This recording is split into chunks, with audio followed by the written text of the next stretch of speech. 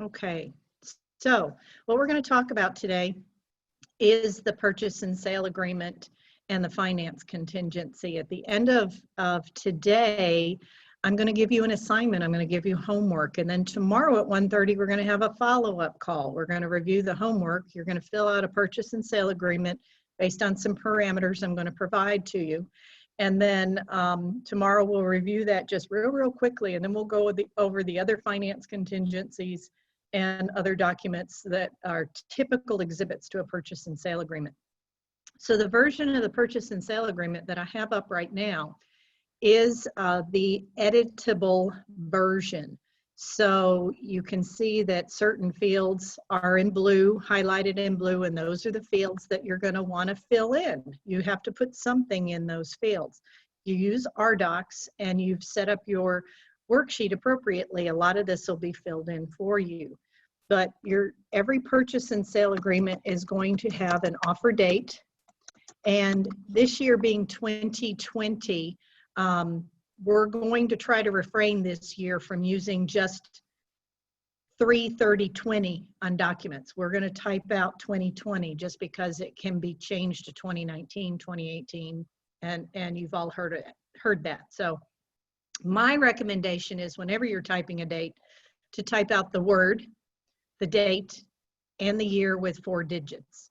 That just makes for fewer typos, because if you mean to type 02 for the month of February and you type 20 and then you type 03/03/20, somebody could think you're typing in a military type date and they'll think it's the 20th of March and not the 3rd of February. So again, to avoid making any mistakes with dates, I highly suggest you type out the month word, the date, and the year.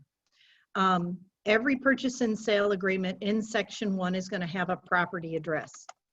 That property address is going to be a variety of things. You can use abbreviations here. Again, I prefer not to, just to make sure that Court and Cove and some other abbreviations are not mixed up.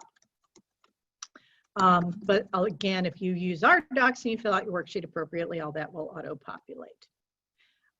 So you're going to fill out every one of these fields up here. You do not have to fill out the state because these are GAR forms. They only work in Georgia.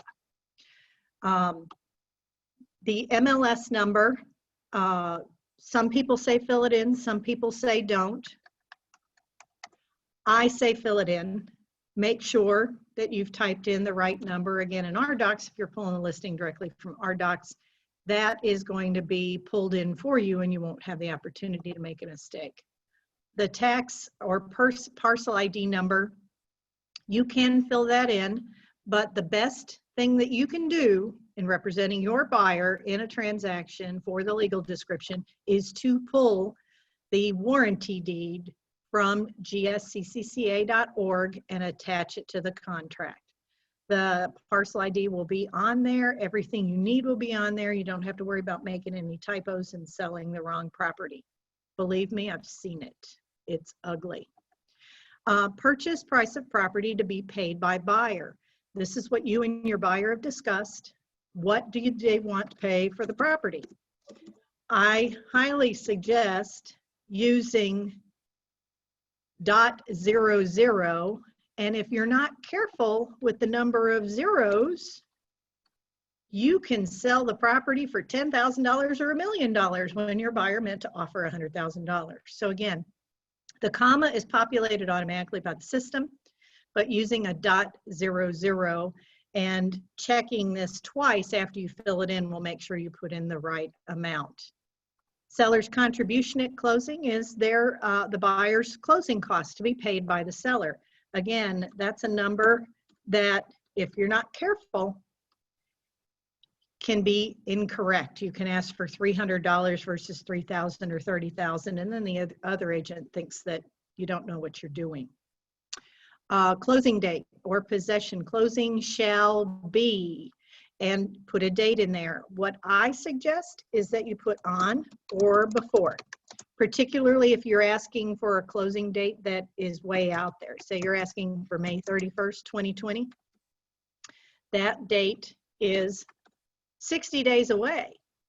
And a listing agent is going to come back and say, what do you mean May 31st? Well, you know, you explain what's going on, you explain whether COVID or anything else is part of this, that maybe your buyer wants just a little bit of extra time during due diligence, and that's why you want to push the date out that far.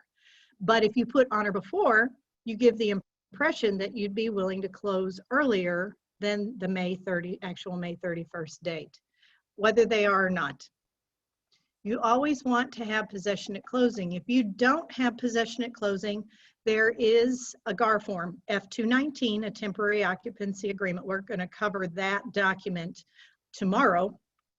That will allow the seller to stay on the property and defines the terms for the sellers being allowed to stay there and when they're going to vacate and what happens if they don't vacate, which is always a big concern. But you want to try to get possession of the property at closing. And if not, if you're checking a number of days after closing, you indicate that they have, say, 60 days until 5:00 p.m. Don't give them till midnight. You don't want to be there at midnight to make sure that they've gotten out of the property. Never use midnight for a deadline if you can help it. Holder of earnest money is always going to be Keller Williams Realty Metro Atlanta. There are a lot of Keller Williams franchises here in Atlanta, and you need to be specific. Keller Williams Realty Metro Atlanta. Whoever your closing attorney is going to be, you can designate their name, you can put their phone number, you can actually continue to put the specific attorney. If you are that picky and you want David Barrett, nobody but David Barrett to do the closing, or if you want Drew's wife to do it, whoever you want, but you can designate that in this form. You don't have to, but you have to at least put the closing attorney in there. Earnest money. Earnest money can be paid by check or wire transfer. We do not accept cash. One of these days they're going to take that out of this form. But typically you're going to get a check, and you either, I would prefer, have the check as of the offer date, so the seller knows that your buyer is earnest, but if not, that you will provide that earnest money within a certain number of days of the binding agreement date. Make sure, especially if you've got a buyer that's leaving town, that they've got enough time to get that check into FedEx, or they've given you that check before they leave. But make sure there's enough time in there, because if that check is not delivered within 2 business days of binding agreement, and if that second day is on a Sunday, you better be able to meet with your client and get that check. You've got to amend this contract. Hey, Eileen, I've just got a quick question. Before you go any further, that URL for the legal description attachment again, can you say that again? It kind of ran over that. Sure, gsccca.org.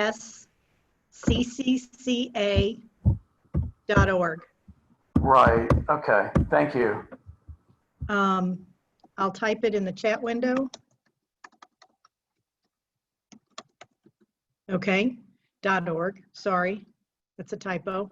The login is leader, capital L. Oops. And then the password is Foxtrot 4, Echo Foxtrot Delta 44, and those are all in caps. Okay. Okay, back to inspection and due diligence. Due diligence is a get out of jail free card for your buyers. If your buyer is out of town and they want 14 days for due diligence because they need to get back into town over the coming weekend to be able to be there with the home inspector when he does the inspection and then consider everything, you're going to be asking for a long due diligence period. Understand that your buyer may have no motivation to do anything else during that 14 days other than to do their inspection. But during due diligence, they can terminate the contract for any reason. And it's just because they have changed their mind. They had a nightmare about the house.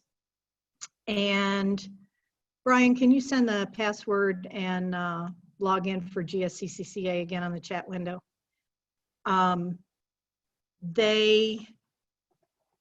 So that's going to make a seller nervous. They're pulling the house off the market for 2 weeks. They don't know if your buyer just needs 2 weeks to do an inspection or if they just need 2 weeks to just think about buying the house. So be diligent yourself in asking for due diligence. You may prefer to ask for just a right to inspect the property and request repairs. You can do that, and if those repairs are not agreed upon, you can still terminate the contract. That is a separate exhibit to the contract. It is outside of due diligence and still allows your buyer to inspect the property and ask for repairs, just not terminate for no reason at all. That is something you want to use if you're in a multiple offer situation. When you're in a multiple offer situation, you want your contract to look better than everyone else's. And if your buyer just wants a 14-day get out of jail free card, that's one thing. But if they want the right for 14 days to inspect the property, that's a completely different animal. So take that into consideration. Lead-based paint. Was the property built prior to 1978 or not? A pretty simple question to answer, but it's a question that a lot of agents skip and don't fill in.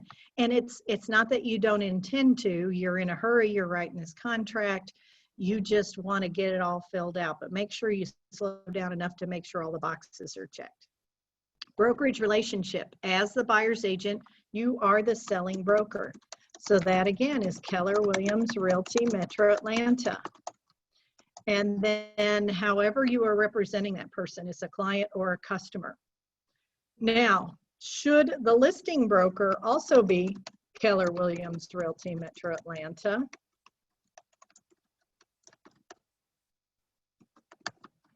And you are each representing your respective people as clients, because when you have a listing agreement, it's a client relationship.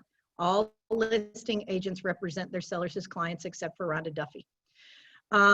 So instead of checking the seller as a client, because Keller Williams Realty is the broker on both sides, you select acting as a designated agent. So you're acting as a designated agent where Brian Crawford, whoops, if I could type it would help, is representing the buyer, and Eileen Smith is representing the seller. You understand where that's coming from? So otherwise, if this was a different Keller Williams franchise, even if it's one of Rick's,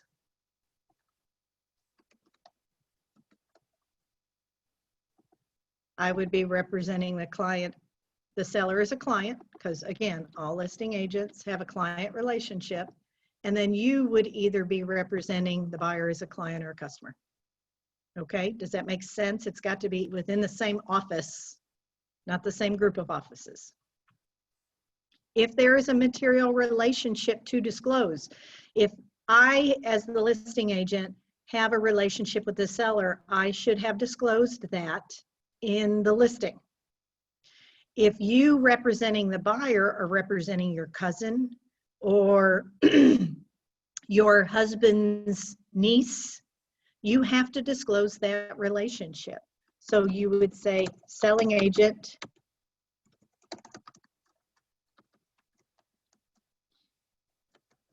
is aunt of buyer, or however you want to term that, but you need to disclose that relationship.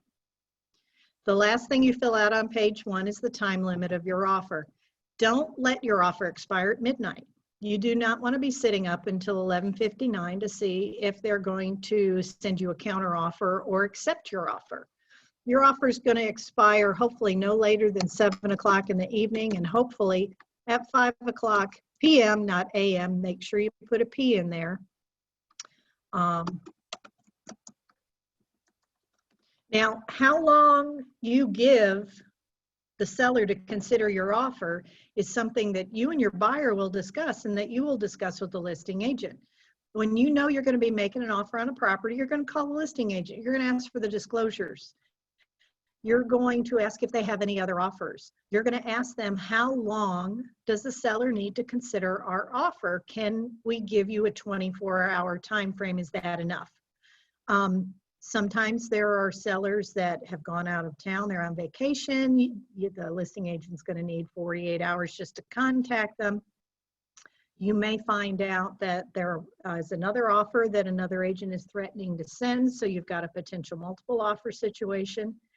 A number of things. So you're going to call and you're going to have a conversation with the listing agent when you are ready to make that offer to find out this and several other things. Now the system in dotloop and RDocs will auto-populate your buyer putting their initials here. So as long as you've got the whole first page filled out appropriately, the next couple of pages are the legal minutia describing what you have filled out on that first page. Section 1, the purchase and sale agreement with the property address and title examination information.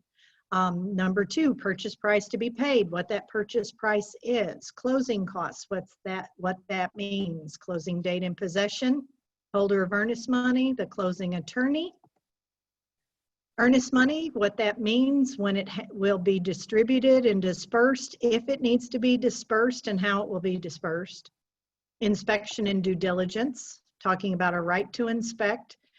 Inspecting the neighborhood, make sure your buyers understand that it is their responsibility to check for crime and sex offenders and other things in the neighborhood if that is something that's important to them, as well as checking the schools.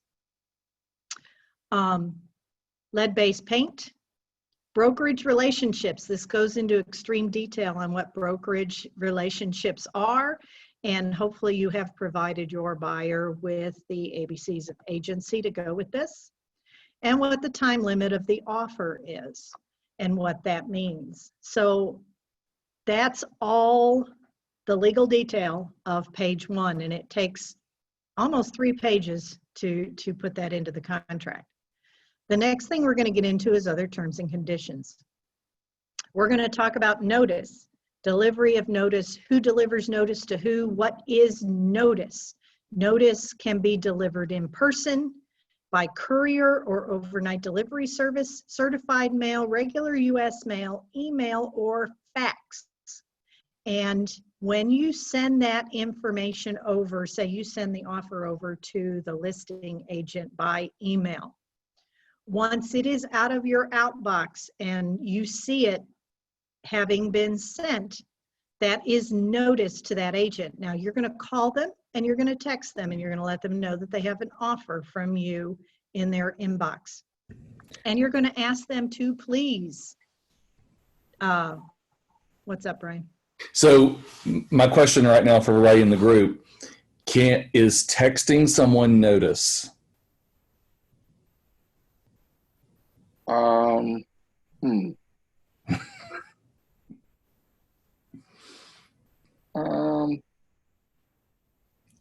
What did it talk about? Notice is delivery in person, by courier, overnight delivery service, certified or registered US mail, email, or fax. Does that mean a text or a phone call is notice? Can you Technically, text no. to say, please But check your email so- because the offer has been sent? Technically, no, it's No. not notice. Technically, no, it's not notice. Correct. So she's, what I want you to understand with this document, and only because I get so particular about this, the biggest questions we're going to have are going to be, well, how is this handled? What does this mean? The first thing you do is look at the document itself to see what it means. We get questions, hey, look, on this friend of mine's lease from 3 years ago, they have this. We don't know unless we've read the lease. We don't know what the terms are from anything. So as an example like this, someone telling you, I gave you notice, and you said, well, did you send it via one of these three options? Either they did or they didn't. A text is not notice. Text is notifying, which is not notice. Notifying, just letting them know that something's there. But notice is only legally given through these terms. So we know this from the contract. So the contract, whatever we sign, rules, regardless of our opinions, our feelings, our thoughts, our whatever we have. Oh, it should be. Well, should be is irrelevant. Legally, that's notice. And I'm not using, this is just my example. Anything in this contract is ruled by the contract that everyone agreed to. So just remember that from your contract classes. And that's my only comment. Right, so you're going to email this over, probably. You're probably not going to fax it. You're probably not going to send it overnight. You're going to email it. Then you're going to text and call the agent and say, you have an offer in your inbox. Please confirm receipt. So you're going to put in your email, see attached offer, please confirm receipt. They're going to come back to you and say, received, thank you. Then you're going to know it's been delivered for sure. But once you send it, that is delivery, that is notice, just like if you send it through the mail. But again, texting and calling are courtesies that you should get in the habit of doing, but it is not necessarily notice unless you've already sent the email. Does that make sense? Mhm. Yes. Okay. All right. So beyond notice, when broker is authorized to accept notice for your client, you're going to have to accept notice for your client. The agents are going to talk to each other, and they're the ones that are going to notify each other of something. You are authorized to accept notice for your client, but you are not authorized to bind the contract unless you call your client and say, the seller has accepted our offer. May I bind the contract for you? Yes. And then you bind the contract and congratulate them on getting it started in purchasing a home. But again, you can't do anything on behalf of your client without their permission. You will send them an email with that information, but more than likely it's going to be a telephone call that's going to constitute your binding the contract on their behalf. That is going to be acceptable, but as long as you send them an email. And then any contract that has anything to do with their transaction at all, as soon as it is executed, they get a copy. You never want to have your seller calling into this office and talking to Tom and saying, I think I'm under contract to buy a house. I'm not real sure. My agent hasn't sent me a copy. That is the worst phone call that they can make on you, other than mishandling of earnest money. So next, default. Remedies of seller. Huh? That's just awful. It's just awful. 5-letter word. AWFUL. Awful. Okay, default in the contract. Remedies of seller, remedies of buyer, rights of the broker, and attorney's fees. If someone unlawfully terminates the contract, these are the remedies of the parties who are being defaulted against. The seller can take earnest money as liquidated damages, and then that's basically all they can get. The buyer, if they are the party that has been defaulted on and the seller has not shown up at closing or terminated the contract, the buyer can take the seller to court and they can sue the seller for the entire purchase price of the house.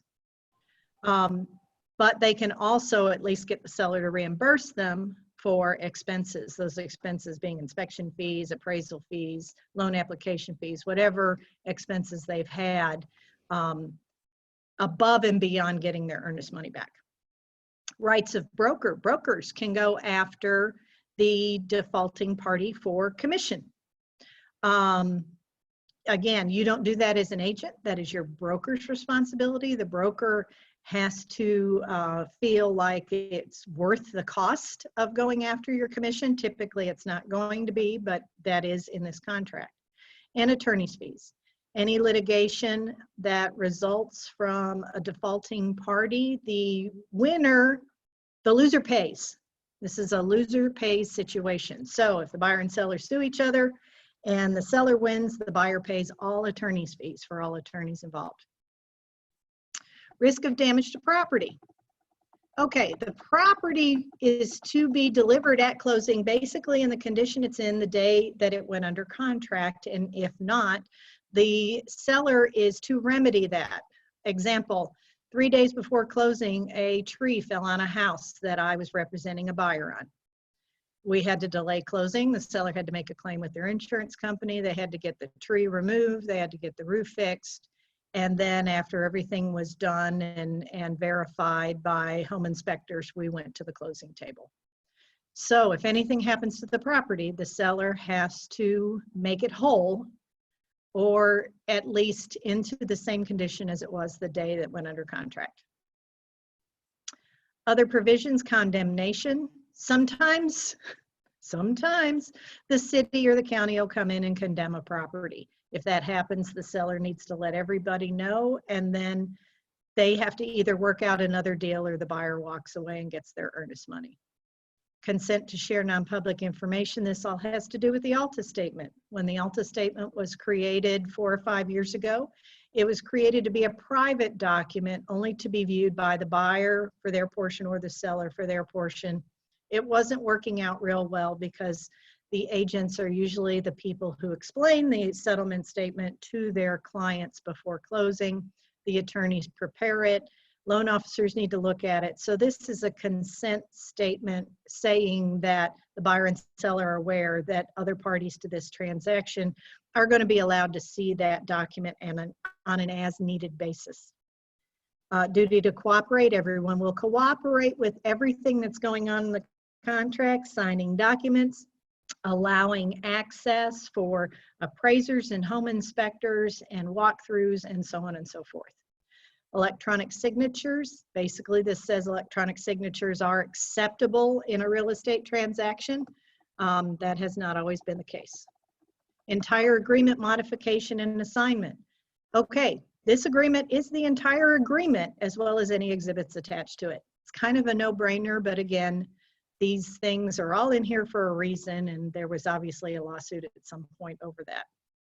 Extension of deadlines. Okay, this is a biggie. No time deadline under this agreement shall be extended by virtue of the fact that it fell on a Saturday, Sunday, or federal holiday, except for the date of closing.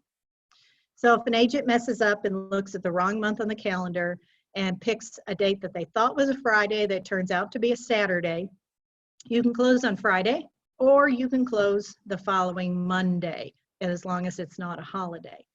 Everything else, due diligence, appraisal, finance, any other deadlines in the contract, if they end on a Saturday or Sunday, they end on a Saturday or Sunday, and that is it. So that means the lender, if the appraisal contingency ends on Sunday, had better have a good appraisal that has been cleared through underwriting by 5 o'clock on Friday. They can't come in Monday morning at 9 o'clock and go, oops, we don't have the appraisal yet, can you extend it?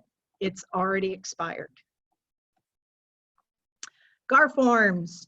GAR is the Georgia Association of Realtors, and they wrote these forms, and they will be the only forms you'll use in this transaction. You are all realtors, or if you're not now, you will be soon. You will take Code of Ethics training, and you will have access to GAR forms. You will not use RE forms. If you're a listing agent and you have an agent who wants to make an offer on one of your listings and they are not a realtor, they are a real estate salesperson and only have access to RE forms, you can send them GAR forms to fill out and use in the transaction. They're going to push back, but they need to use the GAR forms, not the RE forms. The GAR forms are much more secure. Governing law and interpretation is the state of Georgia. No authority to bind. Again, we talked about this a while ago. No broker or affiliated licensee of broker shall have the authority to bind any party to this contract without their permission. Notice of binding agreement date. Okay, this can be a problem sometimes. You've written an offer. You've sent it to the listing agent. The seller has accepted it without change. The listing agent has the seller sign it, they sign it, the listing agent binds it and sends it back to you. No, they're supposed to send it back to you for you to bind. And in most cases, if a listing agent calls and says, my seller accepts, do you want me to bind it or do you want me to send it to you? Then you guys have that conversation, but they really should be sending it to you with all signatures in place and allowing you to call your buyer and say they've accepted our offer, may I bind it? The only time this becomes a real problem is when an offer is bound at 10 or 11 o'clock at night. Because if you've sent it to the listing agent, they bind it at 11 o'clock and send it back to you. They've delivered it before midnight. Sunday is the first day of binding agreement. That your buyer could lose a day because they should have had the opportunity to bind that contract on Sunday and have it start on Monday. So you see where that is important, that you as a listing agent are not going to bind a contract. If your seller accepts it, you're going to send it back to the other agent to do so, as long as they do so within the parameters that are defined for the expiration date on the contract. Okay, did I confuse everybody? Statute of limitations, all claims of any nature against brokers or anyone else in this contract must be brought within 2 years from the date of the contract. Survival of the agreement. The things that survive this agreement is the obligation of a party to pay real estate commission, any warranty of title, all representations of the seller regarding the property, including those made in the seller's disclosure, the section on condemnation, and any obligations which the parties agree to survive the closing that of the property. Anything that must be fulfilled as part of this agreement survives the closing. Say you've got a seller that disclosed that the basement is never flooded, and your buyer moves into the property, and a year later they call you because there's a rainstorm and the basement's flooding. What do I do? Well, you give them the names of some people, if you know people, that they can call to have them come look at the basement, see what's going on. And they happen to call the company that the previous owner has called 3 times before because the basement is flooded before. That's a problem, because the seller knew that the basement had flooded before, said that it hadn't, and therefore they lied. So your buyer has the option at that point to hire an attorney, because that seller's disclosure can survive the closing as representation regarding condition of the property. It happened to me. My buyers chose not to take the seller to court, but yeah, they happened to call the same waterproofing company that the seller had called when the basement had flooded previously. Terminology. This talks about plural, pronoun, NA, things of that nature in filling out the contract. Time is of the essence. We all know what time is of the essence is. You need to explain that to your buyers and sellers. Sometimes they don't understand that this offer has an expiration date and time. After that time, it's no longer a valid offer, and it's no longer on the table for consideration. So time is of the essence. Definition regarding banking days, the binding agreement date, broker business day, and material relationships. Hopefully you all know what that is. Days in the contract are calendar days, but they can be changed with the stipulation to banking and business days. Banking days, of course, exclude Saturday, Sunday, and federal holidays. Business days just exclude Saturday and Sunday. Warning to buyers and sellers about cyber fraud. There are instances where instructions for wiring money either to the broker for earnest money or more often to the closing attorney get intercepted on the internet and get changed, and that money gets sent somewhere where it's not retrievable and it is not sent to the attorney for the closing. So it's really important that you warn your buyers and sellers if they have to wire any money for the closing, that they verify those wiring instructions verbally over the phone once they've printed them out with the party that they're sending the money to make sure it's going in the right place. Okay, limit on broker's liability. This is something that's been a recent change to the contract. The buyer and seller acknowledge that the broker shall under no circumstances have any liability greater than the amount of the real estate commission, or if no commission is paid, a sum not to exceed $100. So if a buyer or seller feel like you've done something wrong and you are liable for replacing the water heater or something else, as long as it doesn't exceed your commission on the transaction or anything else, you don't have to pay any amounts in excess of your commission or $100 if you were getting no commission for this transaction. Now, that's not something that comes up very often, but it's something that came up enough that GAR felt like they needed to put that into the contract and they needed to highlight it in bold. Exhibits and addenda. These are the typical exhibits you're going to have in your contract. The first thing you're going to have is some sort of financing contingency. That could be the all-cash sale exhibit. That might be a conventional loan contingency, FHA loan contingency, USDA loan contingency, or a VA loan contingency. You are going to have one of those documents attached to this contract. Because again, even if it's all cash, you're going to have an all-cash sale exhibit.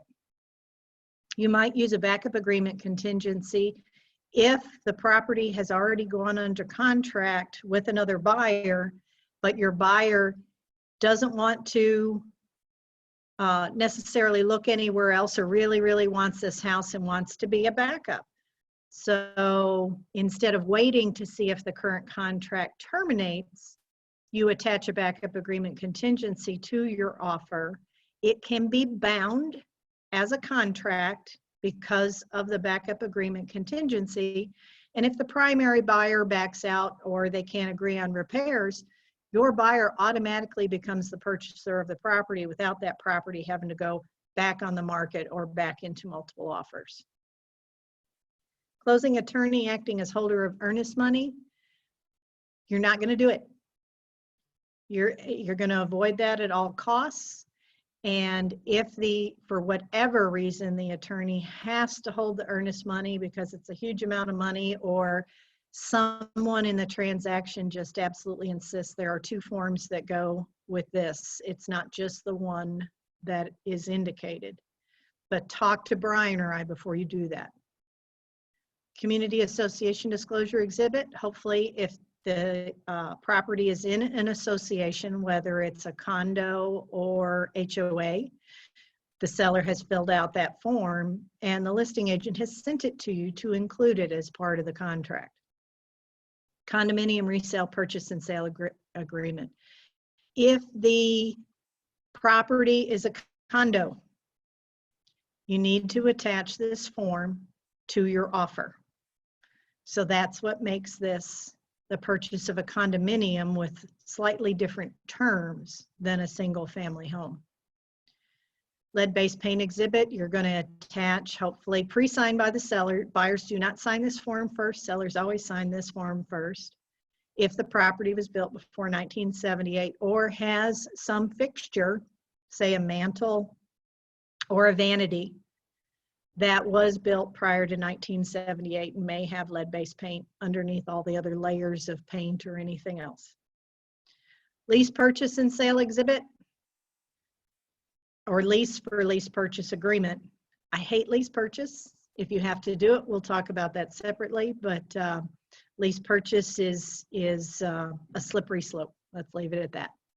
Legal description, you're always going to go into GSCCCA and pull the legal description and attach it. Loan assumption exhibit. There are more loans these days that are assumable than there used to be. And sometimes a seller may have a really good interest rate that is no longer available in the marketplace. Therefore, the buyer may want to assume their loan if the seller is willing to allow them to do that. Now, you're assuming a loan at a certain balance, obviously, and there would be a down payment associated with making up the difference from the purchase price to the loan assumption. But that is a possibility, and that's something that could happen in a transaction. Sale or lease of buyer's property contingency. Sellers hate these, But if your buyer really wants to make an offer on a house and they have a house that they have to sell, hopefully it's already on the market and it will sell quickly, and you need to attach this exhibit to the contract. Seller's disclosure. Again, hopefully the seller has filled that out and the listing agent is able to send that to you so your buyer can review it before you make your offer. Survey of property. Sometimes there's surveys, sometimes there's not. If there is a survey and it is made available to you, you want to attach it as an exhibit to the contract. Temporary occupancy agreement for the seller after closing. If you're allowing the seller to occupy, you definitely have to have this document attached. Then you've got room for other. Other would typically be your DeKalb County plumbing disclosure if the property's in DeKalb County. It would also be your lender, your buyer's lender pre-approval or pre-qualification letter. You can also list on here as other, if you so choose, the instructions to closing attorney. You don't have to, there's only 2 lines, but that is something that you can list as an other exhibit. Special stipulations. There are special stipulations already written for you in the GAR forms. So whether you use RDocs or .loop, there is a GAR form that is called special stipulations. You should, if at all possible, cut and paste those stipulations into here if you need to put a stip in a contract.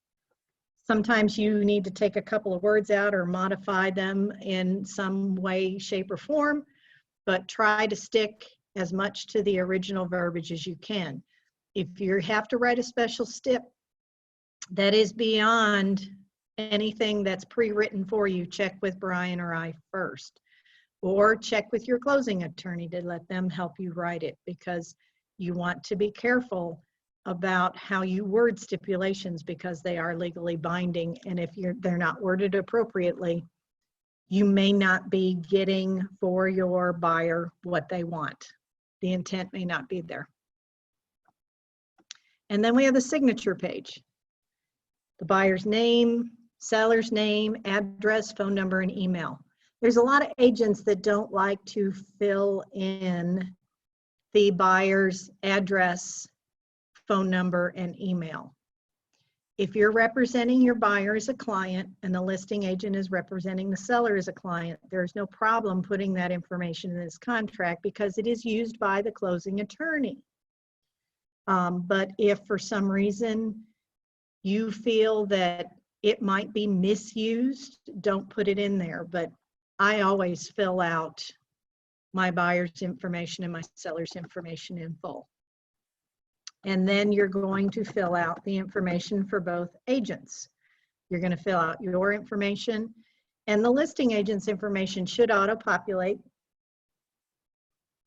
If you're using RDocs, or if it doesn't because you're using .loop, then that information is available in the listing. Everything is in the listing except their realtor membership, and that you can look up if you want to. The more you fill out on the agent's behalf, instead of leaving the whole listing side of the contract blank, shows the listing agent that you're more engaged in the process. If you're just filling out your side and you're putting your buyer's name and your name and the minimal information needed to contact you, you're not showing that listing agent that you're necessarily engaged in representing your client. And that is my opinion. So, any questions about the purchase and sale agreement? Nope. That was pretty quick, but there's no need to go into a huge amount of detail. So now we are going to go Guys, over. do take the opportunity to ask a question.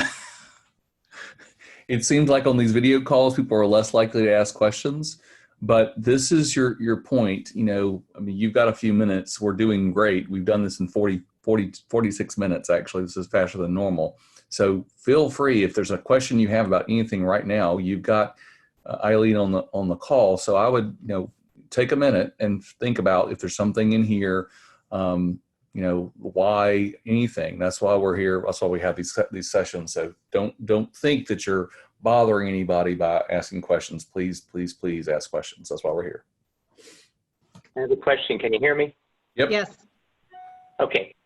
So relating to the inspection period, you referred to the right to inspect and request repairs without putting in the number of days in there. Is that correct?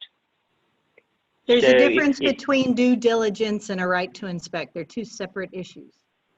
Okay. If you choose the right to inspect, do you still put a number of days in the blank? No.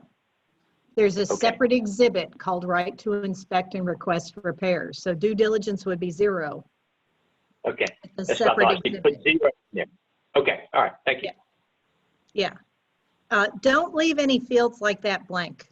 You want to put something in there, whether you put a 0 in there or you put another number or you put NA, which is perfectly acceptable. A line like that that would typically be filled in needs to be filled in some way, shape, or form, even if it says NA. So, Are there sellers? I'm sorry, was someone else about to start? Go ahead. no, you go ahead. With that question that Wayne just had, I don't know, I guess in the past when I've purchased homes, you know, due diligence is just kind of a given. Are there sellers out there that would actually say, you know, they really don't need any due diligence except for the right to inspect? Sellers don't know, it's the agents. Okay, and where you would use right to inspect would be in a multiple offer situation. Oh, Buyers under the $150,000 price point will end up in multiple offer after multiple offer, and there are agents that can tell you horror stories about writing 7, 8, 9, 10 offers for their buyer before they finally win one of these bids. You can go over the asking price. You can ask for no seller pay closing costs. But if you ask for no due diligence, only the right to inspect, that gives the seller, if the listing agent knows what you're doing, gives the seller a little bit of extra security that you want to inspect the property, but you don't want to just cancel for no reason at all, which is what due diligence is. Due Okay. diligence is the right to cancel for any reason just because I had a bad dream last night. okay. And Okay. bad dreams happen. I had a seller last month.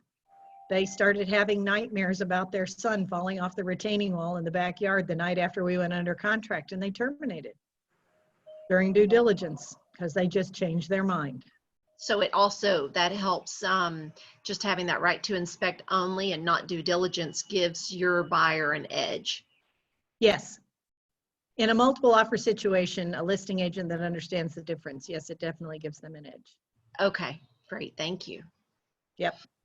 So What is an average due diligence time frame? 7 days, 10 days, 14 days?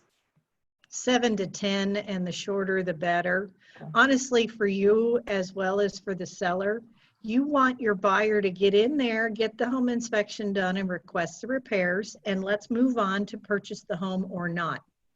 You don't need, most buyers shouldn't need 14 days to figure that out. It's just too long. Okay. But in a multiple offer situation, the fewer days, the better.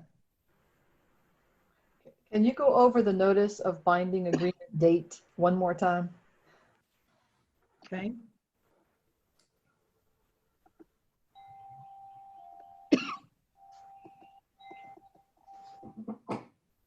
So you're talking about this paragraph J? Yes. Okay, per the contract, and I'm going to read this first. The binding agreement date shall be the date when a party to this transaction who has accepted an offer or counteroffer delivers notice of that acceptance to the party who made the offer or counteroffer. Notice of binding agreement date may be delivered by either party. And if notice of accurate binding agreement date is delivered, the party receiving notice shall sign the same and immediately return it to the other party. What that means is you make an offer, Mhm. send it to the listing agent. The seller accepts it without change. They sign the listing agreement and all of the exhibits. They send it back to you. You call your buyer and say they've accepted all of the terms of the contract. Do I have your permission to bind it? You're going to bind it and then send it back to everyone else in email and say, here is the bound contract. That's delivery of notice. Got it. You are occasionally going to have an aggressive listing agent who's going to go ahead and bind it and send it back. And as long as it's not going to rob your buyer of a day of due diligence, it's okay. Okay. But whenever I send over an offer in the email, I say, please see attached offer, please confirm receipt. If your seller accepts the offer as presented, please send back to me to bind. Ignore it, but I put the verbiage in there anyway. Then I text them and call them and tell them that there's an offer in their inbox. Can you please go over again or elaborate on with that notice? You gave an example about if it comes in at 11 o'clock at night and your buyer could miss a day because of that if you're not, you were talking about that earlier. They don't necessarily miss a day. Once the contract is bound, the next day starts the first day of due diligence, the first day of the appraisal contingency, the first day of the finance contingency. That notice coming in or that bound contract getting bound at 11 o'clock at night does not give you an opportunity necessarily to call your buyer and say the contract is bound, due diligence starts tomorrow, go ahead and call the home inspector and your loan officer and let them know what's going on. Because it's 11 o'clock at night. Right. If the contract isn't expiring until the next day, and it shouldn't be, you should have sent something over that probably expires at 5 o'clock the next day. They could have sent back notice the night before that they accepted it, then you would have bound it on Sunday, given everybody a chance to get organized, and then due diligence starts on Monday. Oh, okay. So if they send it at, say, 10:30 at night, but it doesn't expire until the next day, say at 5 p.m., wait till that next morning, talk to your client and kind of let them get their game plan down and then bind it and send it back. Correct. Okay. Yeah, you don't have to bind it the night before. That's why you don't want your contracts to expire at midnight. Because then Okay. inevitably you've got some seller sending you back at 10 or 11 o'clock at night. Oh, okay, we accept. Okay. Gotcha. So you want to keep your time frames during a normal day, not necessarily a business day, but a normal day. Okay. What else?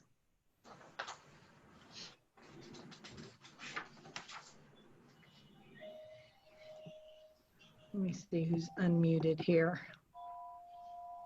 We don't have a lot of people unmuted.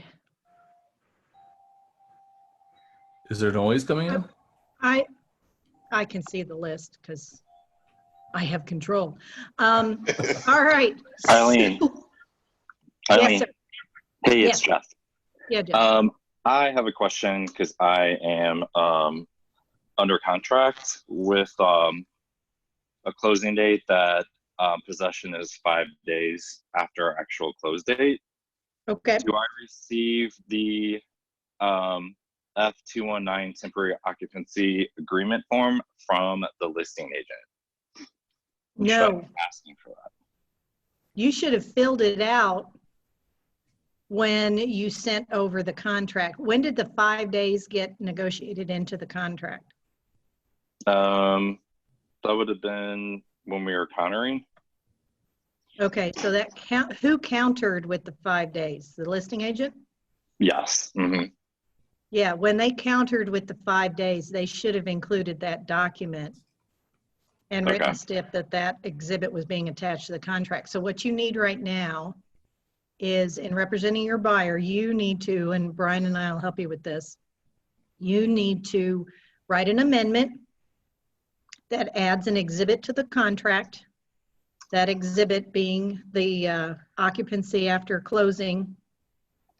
And that defines that the seller has to keep utilities in their name and that they have to exit the property by a certain date and time, or they pay a penalty for every day they stay over. And that's what's in that document. Yeah, the document has that information in there, Jeff. I would first thing ask the listing agent or whoever the other agent and say, hey, can you go ahead and fill that out? Because they may have filled it out, just not sent it to you. It's Okay. their responsibility to send it to us because they proposed it, but you need to protect your clients because your seller could just stay there forever. Okay. And at this point, you need an amendment because contract's already been Yeah. bound. Yeah. All right. So you need Okay. an amendment to add the exhibit and then make sure that there is a penalty for staying over. Okay. Because as the listing agent, they probably wouldn't fill that out. Do you want to make sure there's a penalty in there for staying over? Yep. Okay. Can you hear me? Yes, Adrian. I literally. Nice hairdo. Yeah, thank you. I literally just got a text from a client. They want to put an offer in on a house that's already under contract as a backup. So. Call the listing agent. Mhm. Ask them if their seller will take a backup contract. Okay.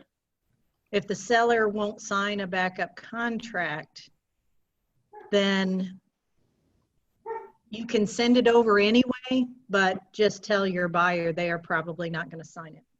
Okay. Thank you. But make sure that the listing agent understands that you're sending over this contract so it can be bound. A lot of listing agents, you'll send over an offer with a backup agreement contingency, and they will literally sit on it to wait to see if the primary buyer terminates. Well, at that point in time, your offer has expired.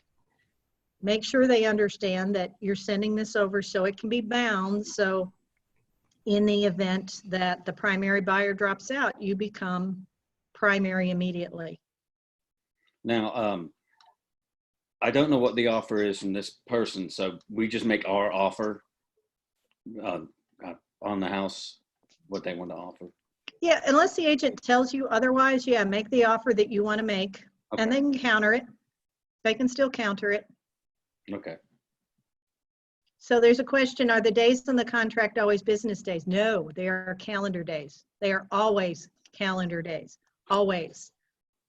Thank you. Sunday through Saturday, unless otherwise stipulated in the special stipulation. So days Okay. in the contract are always calendar days. Great, great. What else? What's the quickest way to real estate jail, Marquise? Earnest money. Thank you. Mishandling of earnest money. Mishandling of earnest money. My favorite question. So, X.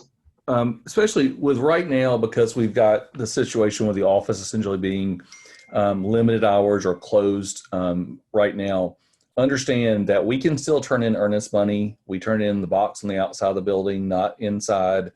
You do have to fill out the earnest money form, which we can share with you if you don't have a copy of it, which you don't need it until you have a contract to sign. So don't feel like just because the office we're working as remotely or virtually as we possibly can, we can't take earnest money. And all of the rules and guidelines for timing still work with that. So, be careful when you have earnest money that's due. Your clients can't just mail it to us and then we pray it gets here and we get the check. So make sure that when we're handling earnest money today, COVID-19 is not an excuse for mishandling earnest money. Because I promise you that's going to happen. There's going to be, well, I didn't get it and my client didn't feel comfortable. It doesn't matter. They have to deliver the earnest money, period. You're showing your client properties. They can meet you to give you the earnest money check. Yep. And we do have a drop box outside at the office. We do have a drop box next to the door outside of the building that you can drop it in there. Your client can drop it in there. There's not a reason to come into the office if you don't need to. But the problem with dropping in that box too is that Rob's only coming in 2 days a week to check the mail and check that box. And you may have just missed Rob. So these days, I highly suggest you be collecting earnest money checks in person and putting them on the form in John Sherman's Dropbox Inside. yourself. Totally unrelated question. How are we picking up our mail from the office, by the way?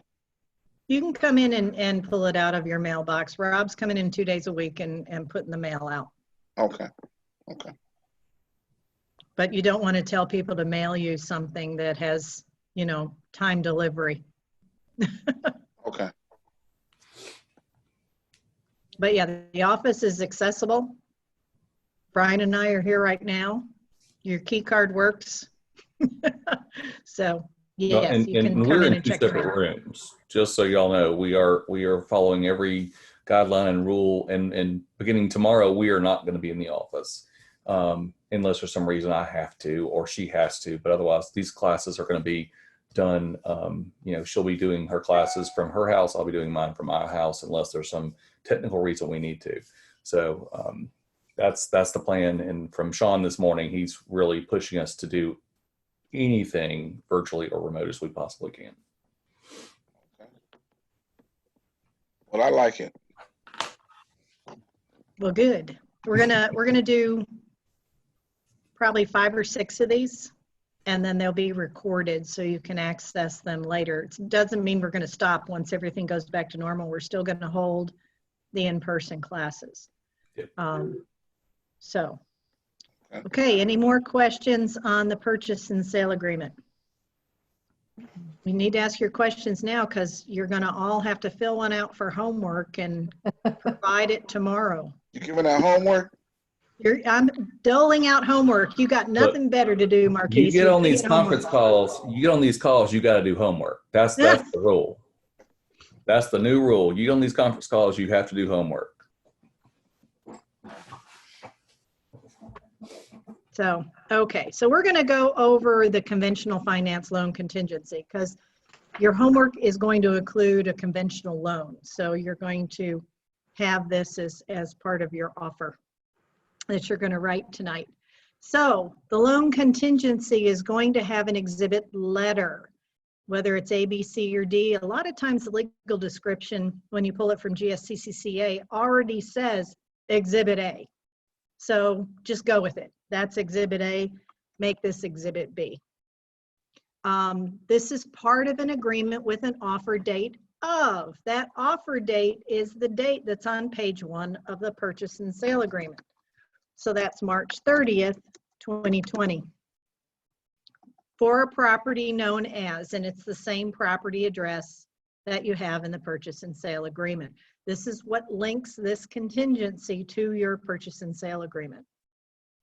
Now, your buyer is going to get a first mortgage, maybe a second mortgage. Not as prevalent these days as it used to be, but they are definitely going to get a first mortgage loan. You're going to have a letter, hopefully, from their loan officer that says what the loan to value is. That is the loan amount. So if they're putting 5% down, 10% down,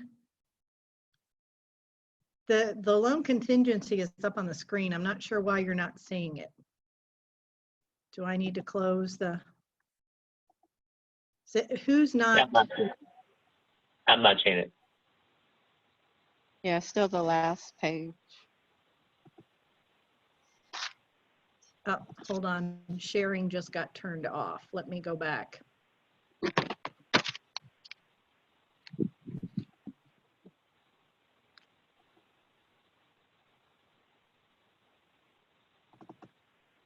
Okay, now can you see it? Oh, Yeah. Yes. yeah.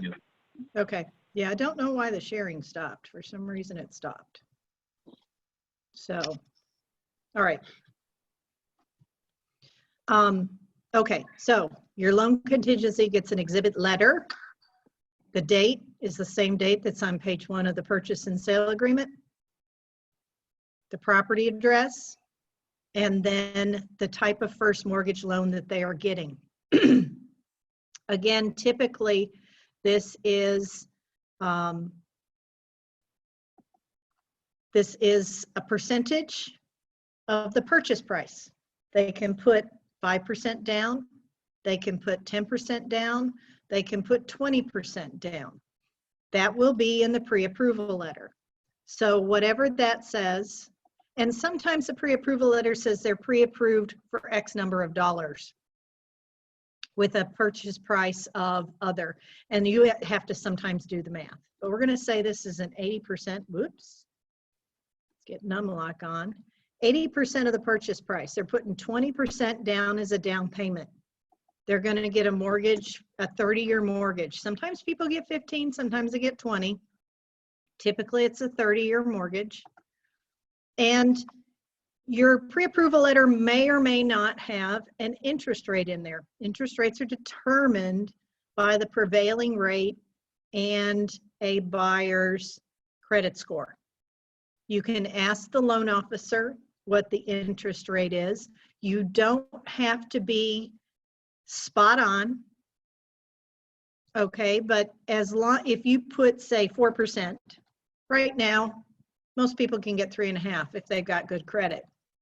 You can put 4%, but if for some reason interest rates skyrocket tomorrow and go up to 7 or 8%, you've protected your client. But again, you don't have to be exact in what that interest rate is. It's typically going to be a fixed mortgage. Does everybody understand the difference between fixed, adjustable, and interest-only mortgage loans? A fixed rate mortgage is a fixed interest rate with a principal and interest payment. An adjustable mortgage, the interest rate is adjusted on an annual basis or maybe every 6 months basis. It depends on the terms of the loan they're applying for. It does have a payment that includes principal and interest, but that interest rate can change and be adjusted. Then there are interest-only loans where they pay interest only, no principal. So again, 99% of the time it's going to be a fixed rate, and it's not going to be adjustable or interest only. It will say that in the letter. Again, you should be having conversations with the loan officer before you're typing this up. The source of the loan is probably going to be an institutional organization, a credit union, a bank, anything like that, versus a seller or other being a hard money loan. Okay. Now, if they're getting a second mortgage, if they're getting down payment assistance, they are going to get another mortgage to pay that 20%.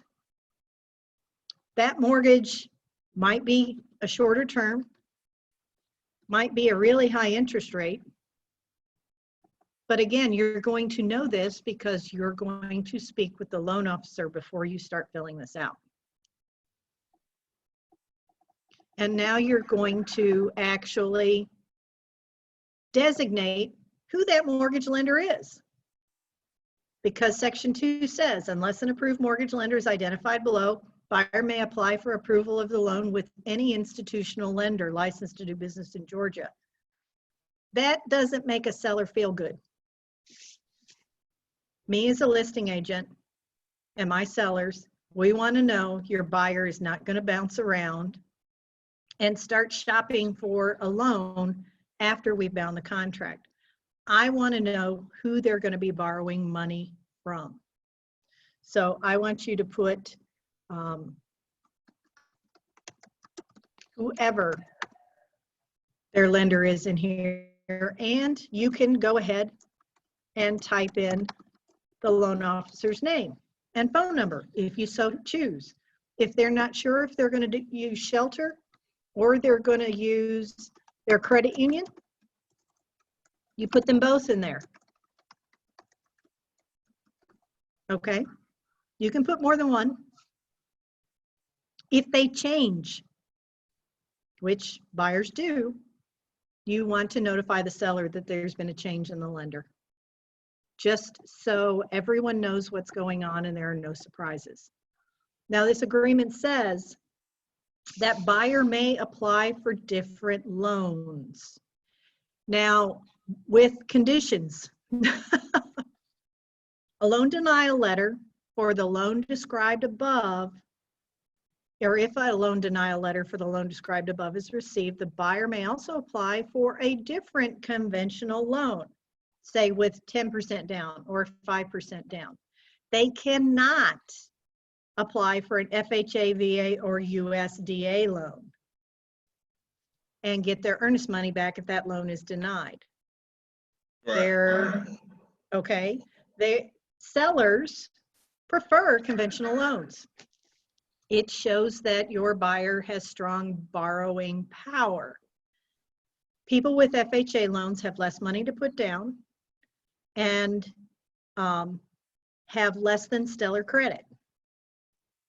VA loans are 100% loans. Whether the veteran has money to put down or not, VA loans are very, very difficult because they take a long time and the VA appraisers are just a pain. USDA loan is a specific type of loan for what's called rural development. It is 100% financing. And again, sellers get very nervous on a buyer's ability to purchase with USDA, VA, and FHA for those reasons, because the loan to value is so high. So agents for a while there were saying, oh, well, we're going to apply for a conventional loan when their buyer really was going to apply for an FHA loan. And then if the buyer's loan got denied, they were trying to get earnest money back. Well, you can't. Your buyer's going to apply for anything other than the conventional loan you defined in this agreement by talking to them and their loan officer. Then you need to do an amendment to change the loan type. Okay? Okay. Buyer. So to avoid a PMI, for instance, that 80-20 up top, a girlfriend of mine, she was explaining why she didn't have an FHA, and she had two different loans. So if it's a $100,000 house, let's say she got a loan on an 80,000 portion and then a loan on a 20,000 portion. Right. Am I reading that right? Yes. And she got different payoff periods, different interest rates in between them. And so because of that, I'm assuming the 20% was that like the down payment? Yeah, it was a second mortgage for the down payment, which would keep her from having to pay PMI or private mortgage insurance because she was borrowing more than 80% of the value of the property. Right. Yep. Right. Okay. Yep. I just wanted to be clear with that. There used to be a real prevalence before 07, 08, where people would get 2 and 3 mortgages. They would get an 80-15-5 or an 80-10-10. That's what I'm talking about. Yeah, to keep from having to pay mortgage insurance. Well, of course, what happened was a lot of people lost their homes and there was a lot of lenders left holding the bag. Me as a short sale agent negotiating short sales on multiple loans and getting multiple lenders to agree to all accept a lesser amount or none at all was extremely difficult. So the lenders have stopped doing the 80-20 and the 80-10-10. They might do an 80-10-10 with 10 being the down payment. So you get an 80% first and a 10% second, and you would put 10% down. That is something that you will see sometimes. But again, you need to define everything up here, because if you don't say you're getting a second mortgage and the second mortgage is denied so your buyer can't buy the house, well, if you didn't disclose there was going to be a second mortgage, the buyer's going to lose their earnest money. Right. But if you disclosed it and their loan is denied, they get their earnest money back. Okay? And do these loans take longer to approve when they're conventional broken down like that versus a FHA or VA, FHA, they take longer or? Not usually. They're run simultaneously by the loan officer. and they don't usually take any longer than anything else. It's not like getting down payment assistance. Right. Yeah, Right. normally they are, they're going to run together. However, it depends on the lender themselves. Some lenders, they do the first mortgage and they have a partner who does the second mortgage, like another bank that will do it for them. And some of those companies, just so you know, the second mortgage companies have pulled the plug on their second money purchase programs, which is what happened recently. So anything that you've got out there that's doing a second mortgage, like a 15% second, an 80-15-5 or an 80-10-10, some of those companies have pulled the plug on that. When I was at SunTrust Bank, we had both. And so it was easy for us, but some of the mortgage companies that are not quote unquote banks, they have to use a second source. So that second mortgage company has gone away in a number of cases. So just, normally they run, and she's absolutely right, they run side by side. You never know the difference. But right now there has been some recent changes, in the last couple of days. So just be careful with that. Okay. But you're probably not going to disclose two lenders because there's a second mortgage. You're only going to disclose the primary. First one. Yep. Okay. I had a client that was doing the can you hear me? Yeah. Yes. Okay. The down payment assistance program, the oh Lord, why am I forgetting the name? Georgia Dream. Georgia Dream, right. Thank you, Eileen. And so the lender told me that it was just the first mortgage, that there was no second mortgage on that. Is that a different type of program?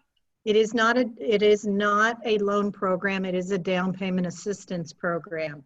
Right. Where you get into trouble with Georgia Dream, and it almost never happens, but here in the office, we recently had an issue with a seller who refused to sign the Georgia Dream documents because it was not disclosed in the purchase and sale agreement that the buyer was getting down payment assistance.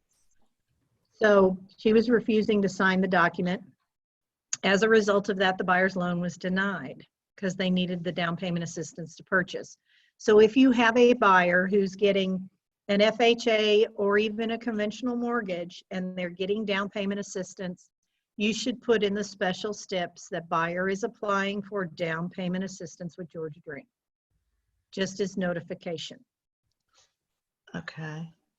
But on this contingency, it still would only be a first mortgage. Yeah, there is no second There mortgage. is no second mortgage, okay. Because it's not a mortgage. It can be a lien on the property, and it is a lien on the property for the first 5 years until they meet the requirements, but it is not a mortgage. It is down payment assistance. Okay, I'll put it in the special steps, thank you. Yeah, just put a short step that please, buyer and seller acknowledge buyer is getting down payment assistance from the Georgia Dream program. Okay. You don't need a lot of words. Okay, thank you. Okay. Any other questions? Okey doke. So, buyer to notify seller of intent to proceed. When it is known, buyer shall promptly notify seller of any mortgage lender to whom buyer has sent notice of intent to proceed with the loan application. If there is more than one lender in section 2, your buyer needs to let everybody know when they pick which lender they're going to go with, who they're going to go with. So you as the agent can notify the seller or the seller's agent that they have chosen Delta Community Credit Union, that they're not going to be pursuing a mortgage with Shelter. Just so there's no surprises later on. Or again, buyers can change. I have put 2 and 3 approved mortgage lenders here, and then the buyer calls me one day and says, oh, I'm going with Quicken. Well, okay, we need an amendment to the contract because we need to let everybody know your buyer is going with Quicken. So just that's what that notify of intent to proceed is all about. Finance contingency. Buyer will have X number of days from the binding agreement date to determine if they have the ability to obtain the loan described above. So again, conversation with the loan officer. If you have a 60-day close and the loan officer tells you that they can have loan approval in 21 days or less, you can put 21 days there. But if you have a 60-day close and they say, we need 45 days, you need to put 45 days there. So you have to put the number of days the loan officer tells you it's going to take them based on their conversations with the buyer and their ability, what they've already said, that the number of days it's going to take to get loan approval or a preliminary loan approval. It's not going to be full approval to close it, but it will be an approval. So that number of days is not something you pull out of your ass. It's a number you get from the lender. Now, I've got a question about the 20% down payment. Do you have to disclose if the down payment is coming out of the buyer's pocket? Well, the lender's going to determine the parameters for where that 20% comes from, but it can't be a gift. And it's typically assumed that it's coming out of an account that the buyer has that is liquid enough to be able to pull that kind of money out without penalty. And in other words, not a retirement account. Some retirement accounts you can borrow against, but most of them you can't. So it's assumed if you're going to get a mortgage for 80% that the loan officer has already vetted your buyer to know that they have the 20% of the purchase price in an account somewhere that they have ready access to, that they can wire to the closing attorney for their down payment. Sometimes a listing agent will ask for proof of funds for a down payment in excess of 20% or even a down payment of 20%. And that's perfectly acceptable to verify that that money is available, and that you send that proof of funds in the form of a bank statement dated within the last 30 days with your buyer's name and address on it, but with the account number and any other personal information other than their name and address blanked out.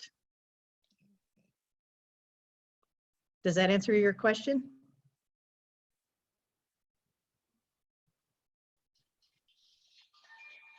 Okay, so again, the finance contingency, the number of days you put in there, you get that from the loan officer. He tells you how long it's going to take him to get loan approval. Use of an approved mortgage lender and a loan denial letter. Basically, this says you have to use an approved mortgage lender, and if the loan is denied, it has to come from an approved mortgage lender, preferably the one that's in the contract. But as long as it's an institutional mortgage lender, it can be denied by anyone. Again, just keeping everybody abreast of what's going on with your contract and your buyer making changes and doing an amendment stating that they've switched lenders is fine. So everybody's not surprised. Oh, your finance contingency said Shelter Mortgage and Delta Community Credit Union, but this denial letter's from Quicken. No, we're not going to give you your earnest money back. They can't say that, but again, if you're engaged in the process with your buyer, you can keep the seller and the seller's agent engaged and up to date on what's going on. Right of seller to request evidence of buyer's ability to close. If this financing contingency expires or when it expires, the seller can ask the buyer for proof that their loan has been approved. The buyer has 7 days to provide that proof. I've not had too many sellers do that, but I did once in 15 years have a seller say, I want proof that their loan's been approved. Typically lenders, Shelter does this, my lender Goldwater Bank does this. They'll send out emails on a weekly basis and tell you the status of the loan, and they will send out an email saying, we have preliminary loan approval. We just need to check title and check the appraisal and verify final funds and a final paycheck, and we'll have clear to close. Clear to close comes 3 days before closing. So the seller does have the right to request proof of loan approval. If the seller, in paragraph 8, if the seller doesn't get that 7 days from their request, they can notify the buyer that they are in default. And the buyer still has 3 more days to get that to them, and the seller can terminate this contract based on the fact that the buyer couldn't provide their proof of ability to close. It's a little crazy, but it does give the seller an out in the contract. Sellers have very few ways to get out of a contract, but this is one of them. Again, this rarely comes up, but it is in writing in here should it become an issue. Authorization of buyer to release information to sellers and seller's broker. This says, again, this gives the lender the permission to send out those emails stating that this is the status of the loan. We have loan commitment, we have preliminary loan approval, whatever we have, it gives the lender permission to let everyone know what's going on. Miscellaneous, I love miscellaneous. For the purpose of this exhibit, the term mortgage loan shall refer to a secured lending transaction. Cool. Okay, appraisal contingency. This is the only finance contingency that has a separate appraisal contingency timeframe. So, loan approval may be able to be obtained in 21 days. Part of loan approval is getting an approved appraisal. Most of the time, a buyer will not pay, the buyer has to pay for the appraisal before it's done. And they won't pay for an appraisal unless they've gotten an agreement for repairs from the seller. So, appraisals are typically not ordered until after due diligence has ended. So if you have a 7 or 10 day due diligence, the appraisal won't be ordered to the 11th day.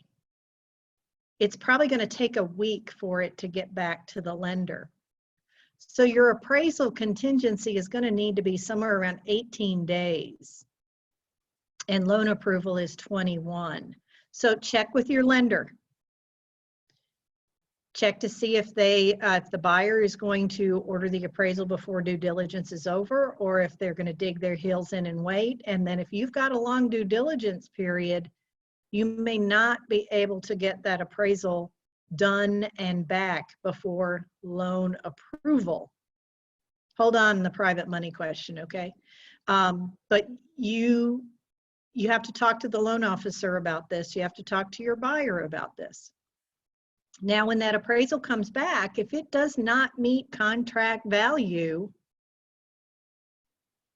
the buyer has the option to submit an amendment to sales price and ask that the price be lowered. The seller doesn't have to accept it, and then the contract would terminate if the buyer's lender denies their loan as a result of it. So that's why this appraisal contingency is really important. You don't want to offer in a multiple offer situation more than the property should appraise for or more than the property is worth unless your buyer's willing to bring extra money to the closing table.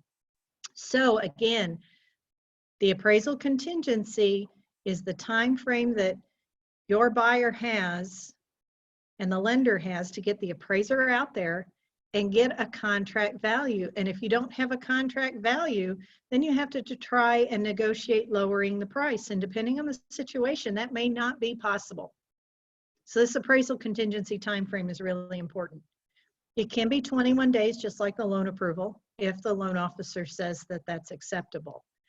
But it is just as important, if not more important, than loan approval, because it determines the value sale price of the property. So I have a question. How do you disclose if a buyer's getting a private money loan? That's the all cash sale exhibit. It's disclosed in there. You can use private money with this form, and that would be a non-institutional lending source or private lending source. But typically, private money or hard money would be disclosed in an all cash sale contingency. And we'll go over that tomorrow. Okay, any questions about appraisal?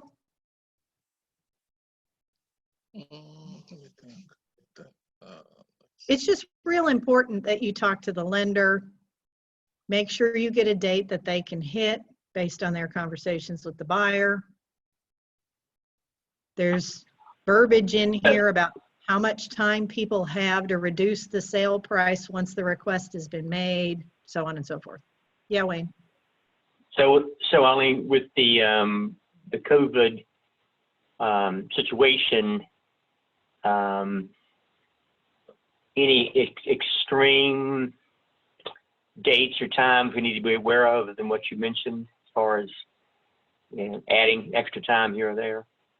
There's a COVID stip that's been sent out multiple times in email that you put in your contract, cover that.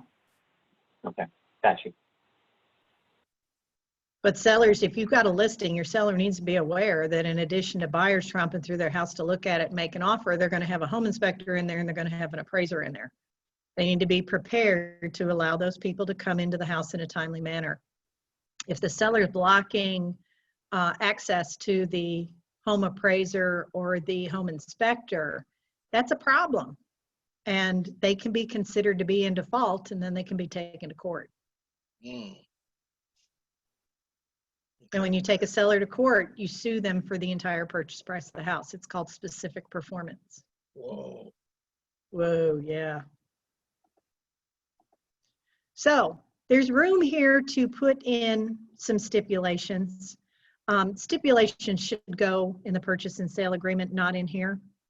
But there is some room that you could write things if you needed to. Otherwise, all you have here is buyer's name, seller's name, agent's names, everybody signs. Okay? And this document has to be executed with all of the other forms that you send with your offer. So you're going to send your offer, your legal description, your finance contingency. If you've gotten the seller's disclosure and association disclosure from the seller, you're going to include those, possibly lead-based paint, possibly DeKalb County Plumbing.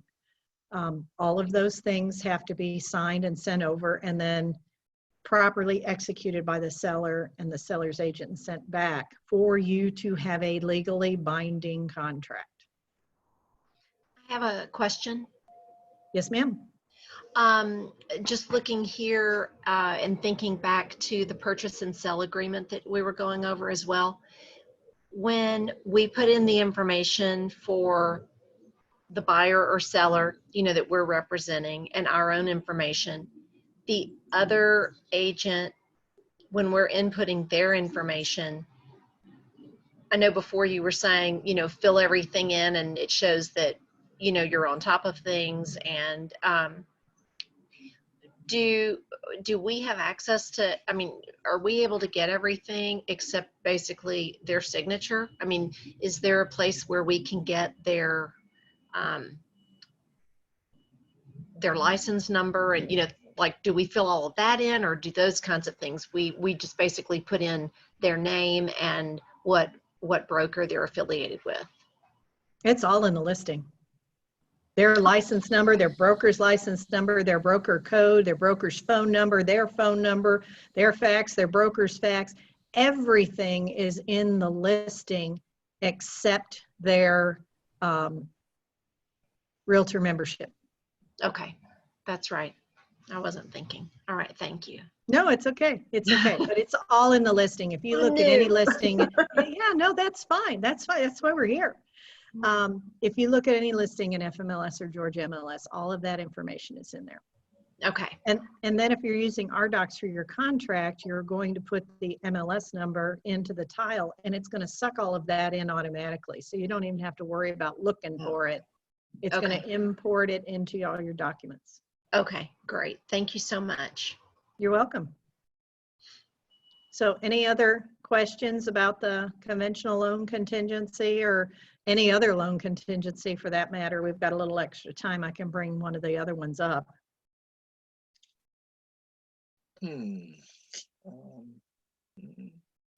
Because otherwise, we're going to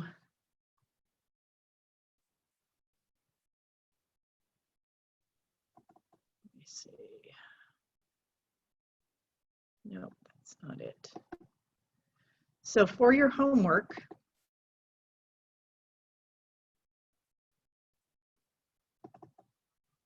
I am going to send you, let me make sure that this comes up.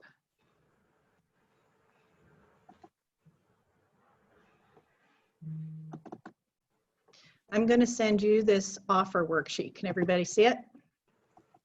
Yeah, I see it. Okay, so this is a worksheet that I've given to most of you. If you don't have it, I can send you a blank one. But if this worksheet is filled out and filled out completely, you should be able to type up an offer without making half a dozen phone calls to your buyer to ask them a question. So I have filled in everything for you except the buyer's name, email address, mailing address, and phone numbers. Just make something up. Use your spouse, use your cousin, use your mom, use your dad, use yourself if you want to. But the buyer's name on the contract needs to be the name that they want on the deed. Now, my buyer that closed on Friday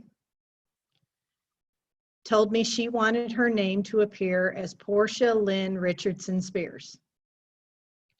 And then the morning of closing, when I told her she was going to be signing no less than 75 to 100 documents with Portia Lynn Richardson Spears, she freaked out and said, "Can I change it?" No, I'm sorry. You have to use all of those words and all of those letters, or the lender is going to kick back the documents until you do. So make sure your buyer understands. If they want their first name, middle name, and a last name or hyphenated last name, that's how they're going to sign all of the documents at closing. And there's quite a few of them depending on the loan type. They may prefer to use first name, middle initial, last name. Now the lender can come back and change that at some point, because I did have a buyer that he had the same first name as his dad, the same middle initial, but different name, and the same last name. Well, because dad had some bad credit, the lender was making him put his full name, including his full middle name, on everything. And he ended up having to sign at closing like that, strictly because the lender wanted to differentiate between him and his dad.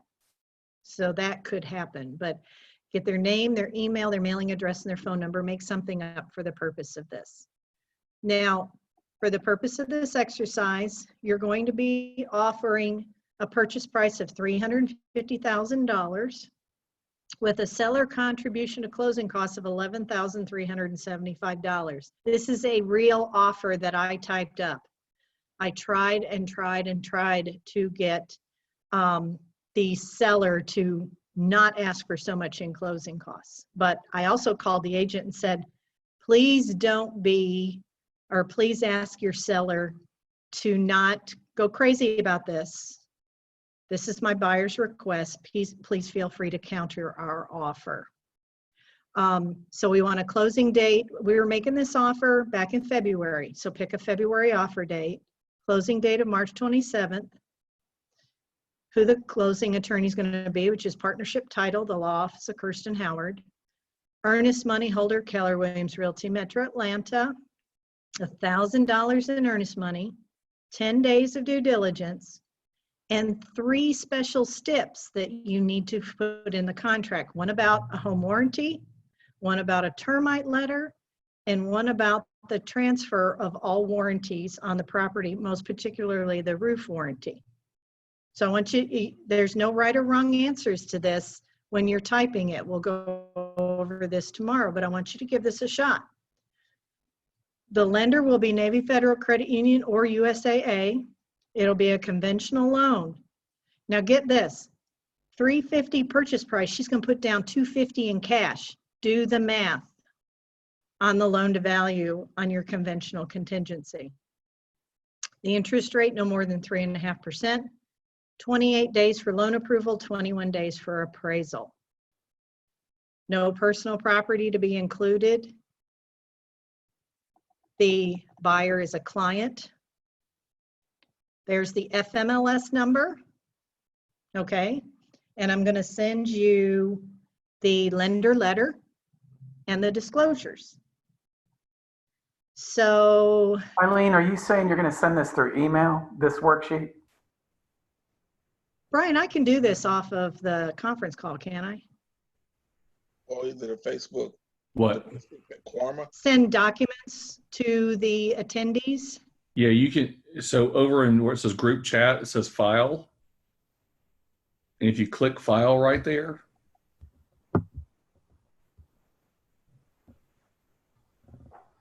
Where does it say file? you'll see at the very bottom, it says to everyone and it says file and has ... Do you see that?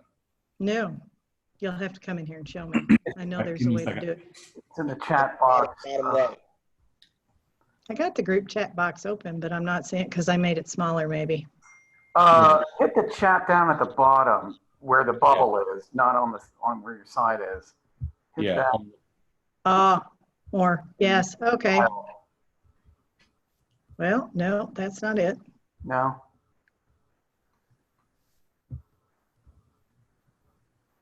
Brian, I'll come there. bail me out, yeah.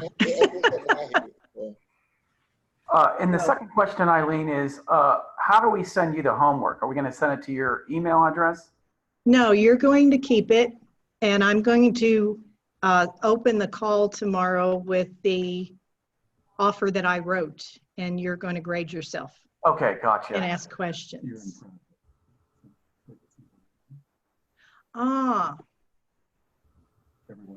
Everyone in meeting. Okay, I see it now. So I'm going to send you a bunch of documents. I want to make sure you guys get them.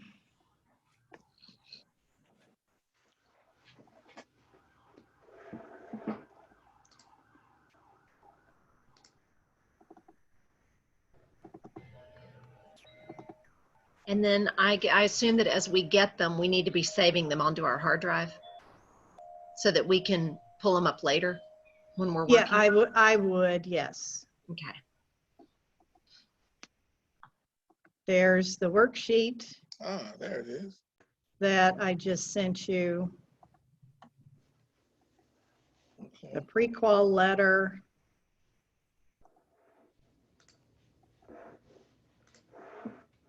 And I'm going to send you a buyer contract checklist. Those of you who've been working with me for a while are aware of this checklist. It's a checklist that will help you pull in all the pieces of the contract that you're going to need. Now, I'm not going to send you the seller's disclosure, and I'm not going to send you the association disclosure. Pretend like there is one. Okay, but you're going to type up a purchase and sale agreement with a conventional finance contingency, and you're going to indicate on page 7 of the contract that there is also a legal description attached, and I want you to pull the legal, and that there is a seller's disclosure and association disclosure attached, even though it won't be part of what you're doing, okay? So I want you to pull the legal description. I've given you the FMLS number. This is a real property that I really made an offer on back the end of February. So pick a February date for your offer date, and then have that all saved or printed, however you want to do it. And then tomorrow we're going to open the call with my offer that I wrote, and you're going to make notes where yours doesn't look exactly like mine, and we're going to talk about it. Terrific. That's great. That makes sense? Yeah, that's great. Okay. And I'm sorry, did I miss when I was downloading all of this? So where are we going to go in to get the contract that we fill this information that we imported into? You're going to go into RDocs. Okay. And you're going to build a tile in RDocs because you've got the FMLS number. So if you put in the FMLS number, Susan, if you've never built a tile in RDocs before, there are some videos that you can look at to do it. But if you want to give me a call later this afternoon, if you can't figure it out, it is pretty simple. It's not super simple, but you go into RDocs, you're going to create a new tile. And then if you follow the instructions there, you should be able to pull in the documents you need. But give me a call if you have any issues. Yeah, Tina and Susan, y'all probably, neither one of y'all have done this yet. if y'all want to call Eileen or myself, either one, we're fine. Okay, Right. yeah, because I'm thinking I don't even know where to go to get an RDocs. So, It's in FMLS. oh, okay. Well, that was my class this morning. Oh my goodness. Yes, you didn't know you were going to get to use that so soon. Hey, Susan, I'll also send you a link to the FMLS YouTube page that has basics of RDocs. Try to do it yourself first, and then if you need help, call. No one's going to beat you up for it, but we want you to learn a little bit on your own, and also we're here to help you one way or the other. Okay. If you were here in person, we would show you on the screen, but Okay. we're having to adjust a little bit. So you're learning the way I learned, which was there's a computer, Brian, have fun. Yeah. And I'm good fumbling around. I just need to know what direction I need to go to and go in, and then I can fish around. But thank you. Well, let me pull it up. Okay, can everybody see my FMLS login screen? Yes. Okay, so you're going to log into FMLS, Mm-hmm. and then under products, you can go to Matrix to do a search, or RDocs to write a contract. You're going to select RDocs. Oh, okay. All right, so that's where RDocs lives. Under And you're going to click on this button that says Create New, that blue button. So this is actually the tile for that property, but you're going to create new. It's going to bring up, as you can see over here, a blank tile. So you're going to go into property,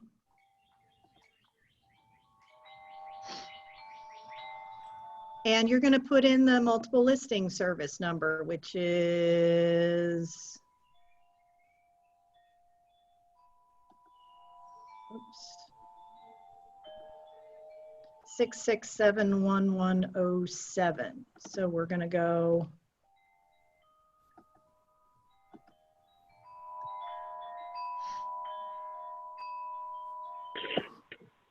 you're going to type in under MLS ID 6671107. It's going to search, and it's going to auto-populate everything to do with the property. See? Okay, and you hit submit. Then you're going to add your client. Whatever client name you're making up, you're going to add your buyer. You're going to select buyer. You're going to give them a first name, last name, street address, city, state, Okay. email, phone number, and you're going to hit submit. Then you're also going to create a contact for yourself. So you're going to have two contacts, yourself and your buyer. And you're going to have the property in here. Everything's already in here for the listing agent. And then you're going to go to forms. And I know this is just real fast, but this is just to give you a feel. So when you go into forms, you would think with nobody in the office, the internet would be really fast. Mm-hmm. You see here on your data sheet, there's all kinds of information that was auto-populated for you. That's awesome. But you're going to add a library or form, and you're going to go in here and you're going to look for a purchase and sale agreement. So it's going to bring up a little window, and you're going to type in purchase, and it's going to search for you. And you're actually going to look for an F201 purchase and sale agreement. You'll select it, move it over, and then you'll hit accept. It will import that. So you need that purchase and sale agreement and that conventional loan contingency. Now, Susan, do you have your NERDS number, your NRDS? Mm-hmm. Have you put it into FMLS yet? Mm-mm. Okay. No. So to be able to get to the GAR forms, you're going to go up here underneath the date. You're going to hit select, and you're going to hit my profile. Okay. All right. You need to put in. That looks a little No, that doesn't look really familiar. Okay. You need to put your NERDS ID right here, Okay. because otherwise you won't be able to get to the GAR forms. Okay. So that's the first thing you're going to do before Okay. you start your tile. Okay? All right. And all this on FMLS. Okay. All of that's in FMLS. Were you tracking, Tina?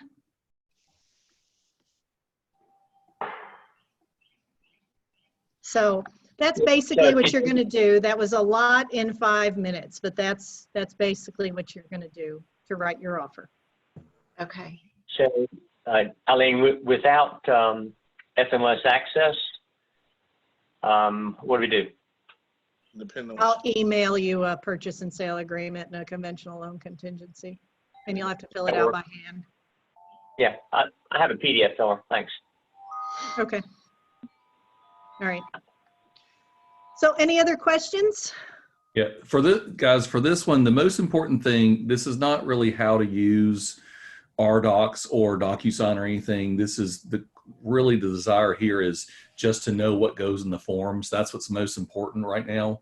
So, if you're having trouble getting access to something and it's frustrating you, Eileen can send you the proper documents. I can see the proper documents just so you can get through doing it. That's really more important than using the RDocs part of it today, or we're trying to do it tomorrow. So if that happens, we're happy to send you. See, she's got them all listed there anyway. So we can send you that, if that's a problem. We don't, having to teach yourself a lot of stuff at one time's maybe too much, but, doing this a couple of times, when you have a live one, you're going to be like, oh, I mean, it just comes naturally once you've actually done it. And in our classes in the past, we've not had you do them necessarily because we stretched out the class over a week. So that's why Eileen came up with the idea to actually put these classes, Monday and Tuesday. We think it's more effective, and we'll see. So yeah. So tomorrow, the first thing we'll do in person, but this is actually, I think it's going to work out very well. So tomorrow we'll go over your offer, compare it to what I wrote, and then we'll talk about the other exhibits to the contract tomorrow. Okay. And then next week, we're going to make a counter offer on this offer. So don't throw it away. Next week, we're going to do a counter offer, and then we're going to do an amendment, and then we're going to terminate, and we're going to do everything. Oh, that's great. Helpful. Quick question, Eileen. Yeah. Tomorrow I've got to be taking my client out. This will be recorded so I can watch it later on tomorrow night. Yes. Okay. I will have to figure out how to do that. So we're also trying to make sure that this video isn't so long that we can't send it out. So it may be like 4 videos because it naturally does break them down into smaller blocks for us. That's how the app works. So Adrian, we'll do our best to make sure there's something video, and it may not come out tomorrow night. So just that's okay. I understand. I'm not a tech person. So if nothing else, Adrian, I can email you the offer that I wrote, and then you can grade yourself and let me know if you have any questions. Right. Perfect. Thank you very much. So anybody have anything else? And also impressions, how do y'all feel like this has worked so far today? More just the distance learning stuff. It's not, individual information. It's more distance learning. This is, I literally have never sat through a class the entire time, and I've turned off my camera so y'all don't see the other 15 things I'm doing. But oh no, you turned it back on. Yeah, I know I got it on now, but I've turned it on and off about 10 times during the class, depending on who I was talking to and what I was saying. My lips are readable.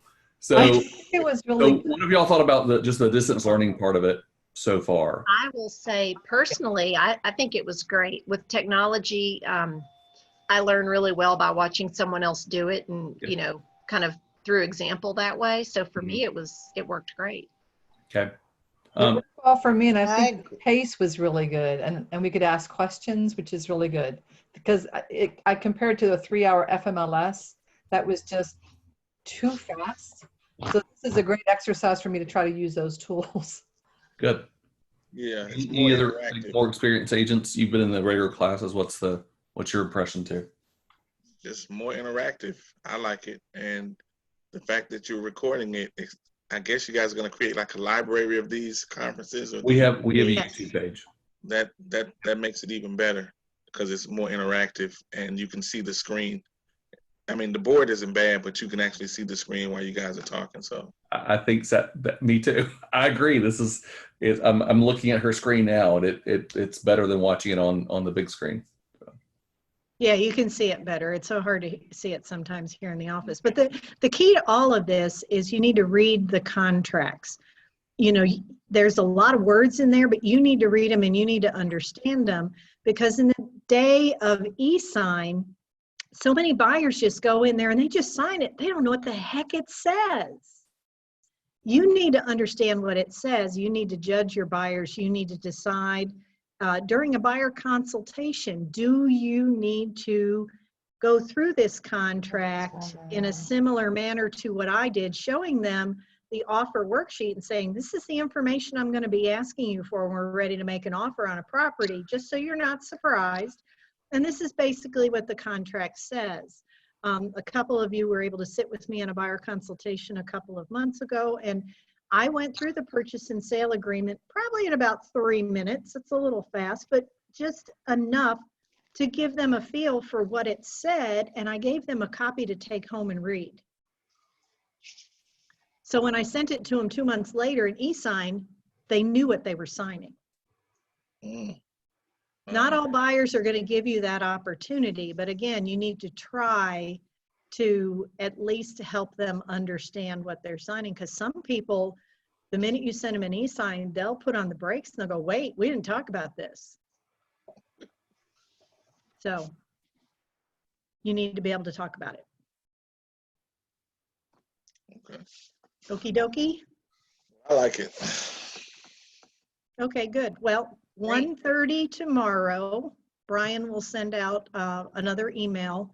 I think it'll be a separate link, a separate phone number, but One so thing, the number is the same one every time. Oh, okay, it will be. So this link is for the program. So any classes that Eileen or I teach are through this exact same link, the same number, that 687, whatever that number is.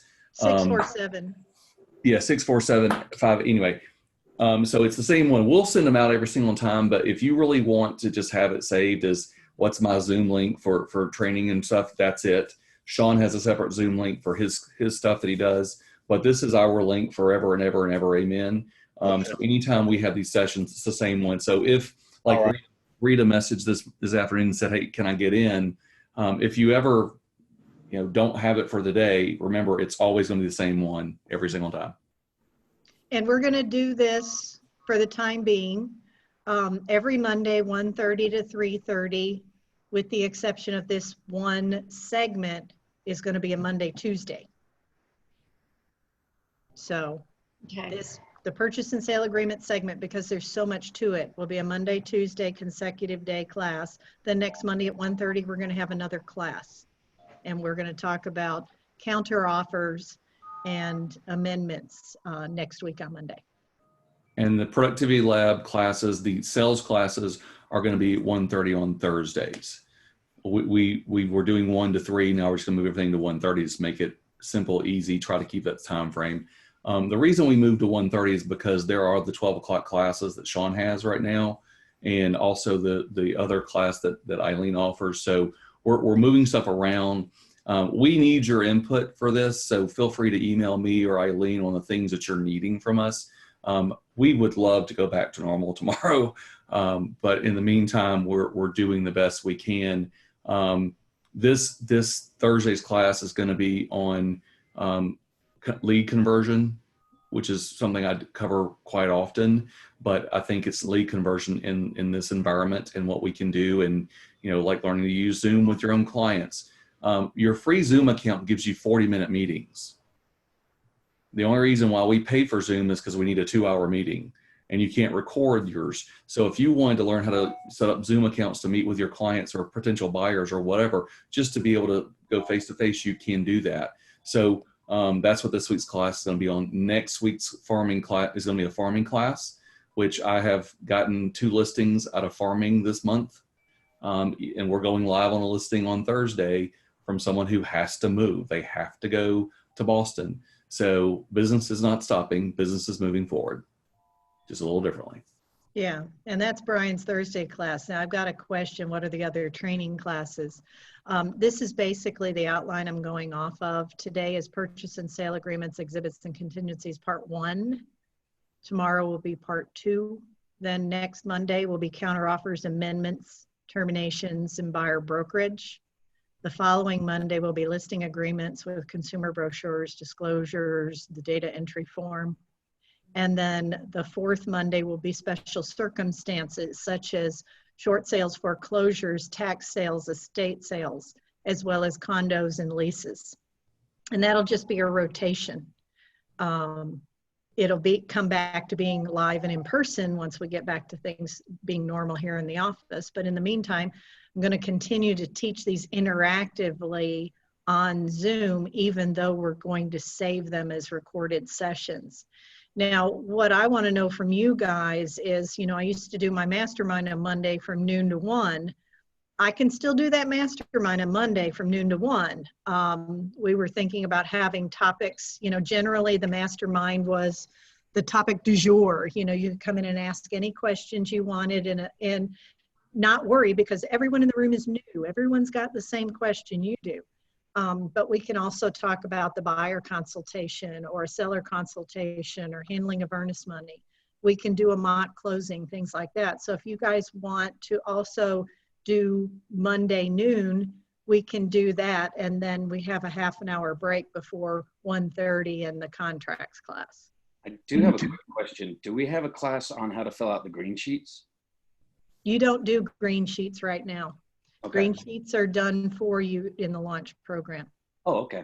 Yeah. As long as you get all your contracts in the loop, once you're past due diligence, you let me or Brian know, and we'll let the contract close group handle the rest of it, the green sheets. You just keep the contracts up to date in your loop. Yeah. Thank you. Thank you. I have a comment on. We make sure you get paid. We make sure you get paid at closes. And we pay for that. And just so y'all know, we pay for that. It's a service we pay for someone else to do, so to make sure that y'all are paid properly in your first year. You don't need to worry about that paperwork jump for the first year. So. We want you to worry about writing good purchase and sale agreements. Right. Yes, I have a comment on Zoom. I signed up for a free account today, and I'm still trying to figure things out. So maybe if some folks on this group want to, sign up for Zoom, participate one-on-one with each other without having to be in a group setting, that could work too. This is an idea. To understand how to use Zoom better. So one of the things for that, just as an input, if you go to YouTube, they have great videos on how to use Zoom, and they know more than we do. They really do. Every time I'm on here, I learn something completely different. So that's what we're doing. And I agree. I don't mind having, like, I'm thinking about maybe next week, part of our session being basics of Zoom to work with your clients as well. Because this is a good thing. I mean, my coach, who coaches 40 hours a week, I said to her, I said, I am so sick of Zoom. If I have to see one more Zoom video, I'm going to scream. And she's like, Brian, I do this 50 hours a week, every single week. I'm like, Lord, child, I don't know how you do that. But she does. So she's an expert on it. So if there's things you're wanting to know how to do, let's explore it.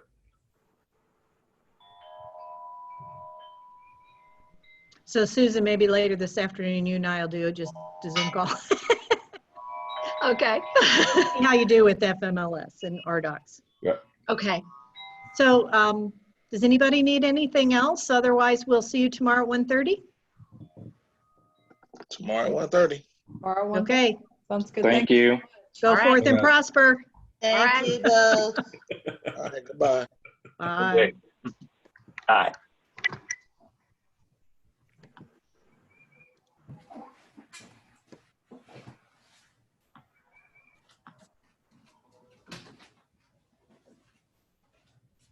Leave the meeting. Huh? Yes.